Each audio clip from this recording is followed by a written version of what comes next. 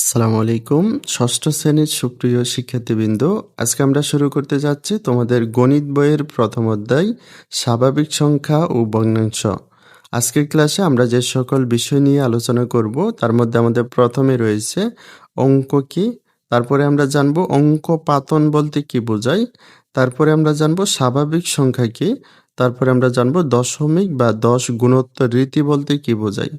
আমরা প্রথমে শিখব অঙ্ক কি। আমাদেরকে যে কোনো সংখ্যা গঠন করার জন্য আমরা 0 থেকে 9 পর্যন্ত যে সকল প্রতীক ব্যবহার করে থাকি, আমাদের 0 থেকে 9 পর্যন্ত এই প্রতীকগুলোকে মূলত অঙ্ক বলা হয়ে থাকে। যেমন মনে করো তোমাকে লিখতে বলা হয়েছে 19, তাহলে তুমি কি লিখবে?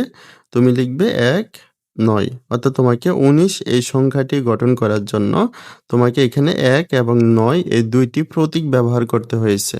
তাহলে এখানে 1 এবং 9 এই প্রতীক দুইটি হচ্ছে অঙ্ক, আর 19 এটি হচ্ছে একটি সংখ্যা।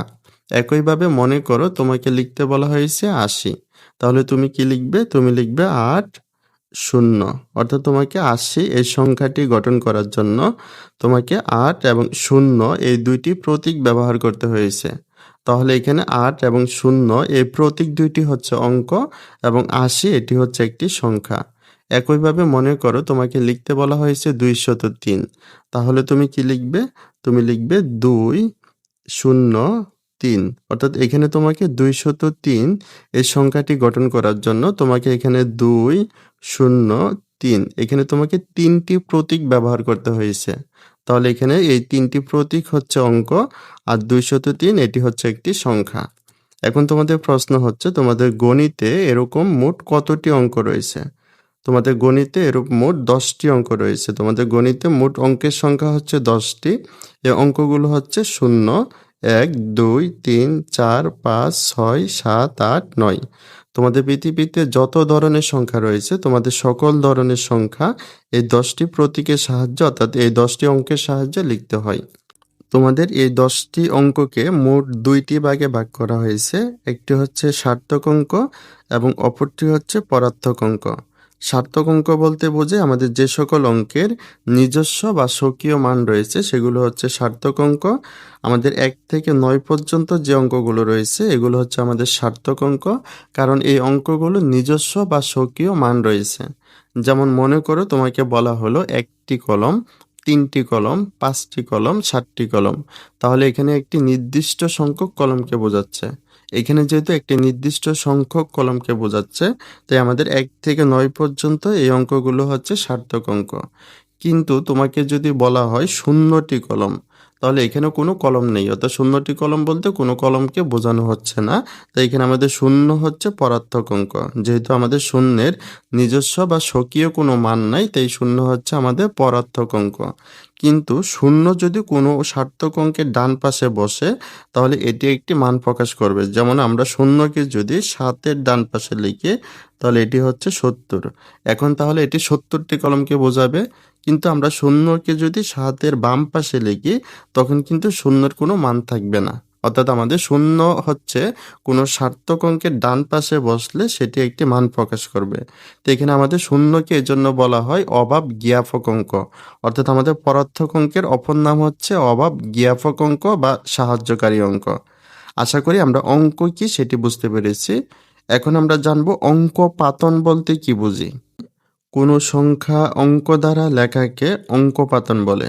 অর্থাৎ আমরা যখন কোনো সংখ্যা লিখি, আমাদের যে কোনো সংখ্যা লেখার জন্য আমাদের যে 10টি অঙ্ক রয়েছে, আমরা এই 10টি অঙ্ক ব্যবহার করে যে কোনো সংখ্যা লিখতে পারি। অর্থাৎ যে কোনো সংখ্যা লেখার জন্য আমরা যে অঙ্ক ব্যবহার করি, অঙ্ক দ্বারা সংখ্যা লেখাকে বলা হয় অঙ্কপাতন। যেমন মনে করো 21, আমরা যদি এটি লিখতে চাই তাহলে আমাদের এখানে 2 এবং 1 এই দুইটি অঙ্ক ব্যবহার করতে হবে। তারপরে মনে করো 48, আমাদের 48 এই সংখ্যাটি লেখার জন্য আমাদেরকে 4 এবং 8 এই দুইটি অঙ্ক ব্যবহার করতে হবে।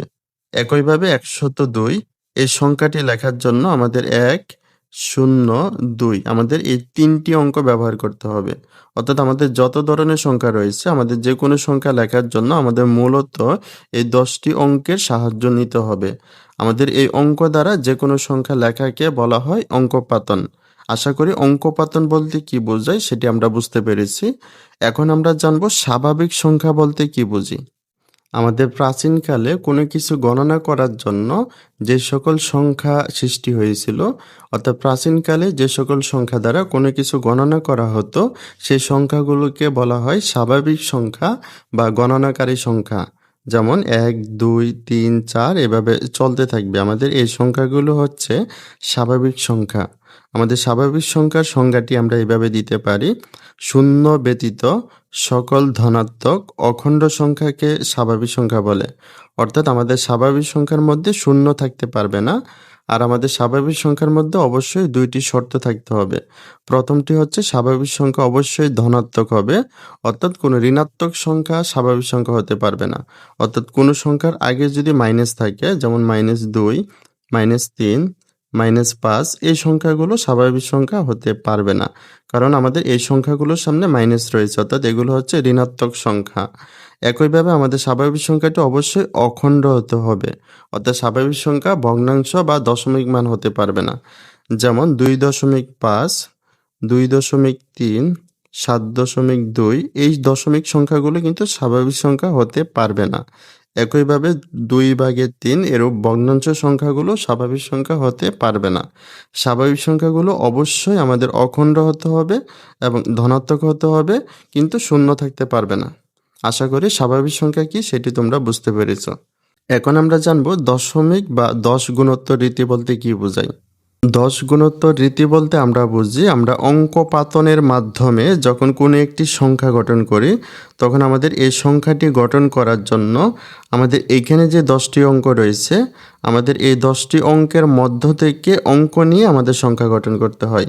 অর্থাৎ আমাদের যে কোনো সংখ্যা গঠনের জন্য আমাদের এই 10টি অঙ্কের উপর ভিত্তি করেই যে কোনো সংখ্যা গঠন করতে হয়। যেহেতু যে কোনো সংখ্যা গঠনের জন্য আমাদের এই 10টি অঙ্কের উপর নির্ভরশীল হতে হয়, তাই আমাদের সংখ্যা গঠনের এই রীতিকে বলা হয় 10 গুণোত্তর রীতি। তাই আমরা 10 গুণোত্তর রীতির সংজ্ঞাটি এভাবে দিতে পারি: অঙ্ক পাতনে মোট 10টি প্রতীক ব্যবহার করা হয়। সংখ্যা গঠনের এই রীতিটি 10 ভিত্তিক বলে একে 10 গুণোত্তর রীতি বলে। আমরা যদি এই রীতির সাহায্যে কয়েকটি অঙ্ক পাশাপাশি বসিয়ে একটি সংখ্যা গঠন করি, মনে করো আমরা একটি সংখ্যা গঠন করলাম 3333, 3333, তাহলে এখানে আমাদের এই সংখ্যাটি সর্বডানে যে অঙ্কটি রয়েছে, আমাদের সর্বডানে এই অঙ্কটির মান হবে তার নিজস্ব মান বা স্বকীয় মান, অর্থাৎ এটির মান হবে 3। তারপর আমাদের দ্বিতীয় অবস্থানে যে অঙ্কটি রয়েছে, এটির মান হবে স্বকীয় মানের 10 গুণ, স্বকীয় মানের 10 গুণ, অর্থাৎ এটির মান হবে আমাদের 30। তারপর আমাদের তৃতীয় অবস্থানে যে অঙ্কটি রয়েছে, এটির মান হবে আমাদের দ্বিতীয় অবস্থানে অঙ্কটির 10 গুণ, দ্বিতীয় অবস্থানে অঙ্কটির 10 গুণ, অর্থাৎ আমাদের স্বকীয় মানে 10 10 100 গুণ, অর্থাৎ তৃতীয় অবস্থানে অঙ্কটির মান হবে 300। তারপর আমাদের চতুর্থ অবস্থানে যে অঙ্কটি রয়েছে, এটির মান হবে তৃতীয় অবস্থানে অঙ্কটির 10 গুণ, অর্থাৎ আমাদের স্বকীয় মানের 1000 গুণ, অর্থাৎ আমাদের চতুর্থ অবস্থানে অঙ্কটির মান হবে 3000, 3000।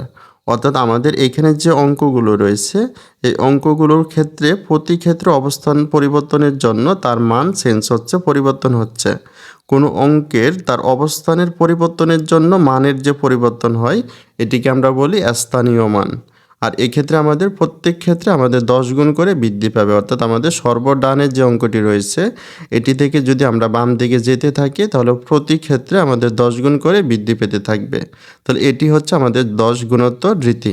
আশা করি তোমরা 10 গুণোত্তর রীতিটি বুঝতে পেরেছ। তাহলে ভিডিওটি এ পর্যন্তই। পরবর্তী ভিডিওতে আমরা দেশীয় সংখ্যাপটন রীতি সম্পর্কে আলোচনা করব। সেই পর্যন্ত সকলের সুস্থতা কামনা করে ভিডিওটি এখানে শেষ করছি। আল্লাহ হাফেজ।